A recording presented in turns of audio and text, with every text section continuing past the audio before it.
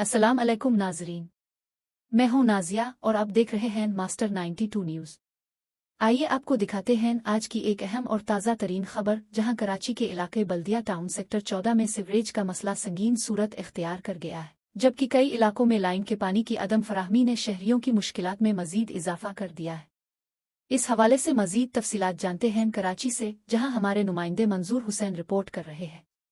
कराची के इलाके बल्दिया town sector 14 में सीवरेज का निज़ाम शदीद मुतासिर होने के बाइस गंदा पानी गलियों और सड़कों पर जमा हो गया है, जिसके बाइस इलाका मकीनों को शदीद मुश्किलात का सामना है।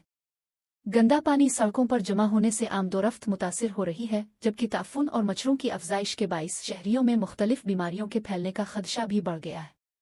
इलाका मकीनों के मुताबिक कई इलाकों में लाइन का पानी भी दस्तयाब नहीं, जिसकी वजह से ख्वातीन, बच्चों और बुजुर्गों समेत तमाम शहरी परेशानी का शिकार है।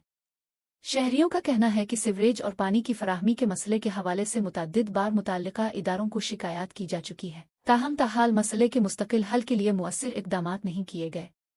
अहले इलाका ने हुकूमत Sindh, Karachi water and sewerage corporation और मुतल्लिका हुक्काम से मुतालबा किया है कि बल्दिया टाउन सेक्टर 14 में सीवरेज के गंदे पानी की फौरी निकासी की जाए, लाइन के पानी की फराहमी बहाल की जाए और शहरियों को बुनियादी सहूलियात फराहम की जाए। कराची से हमारे नुमाइंदे मंजूर हुसैन की रिपोर्ट। नाजरीन, ताज़ा तरीन खबरों और अहम मालूमात के लिए हमारे साथ रहिए। देखते रहिए मास्टर 90 न्यूज़, जहां आपको हर अहम खबर की बरवक्त अपडेट मिलती रहेगी।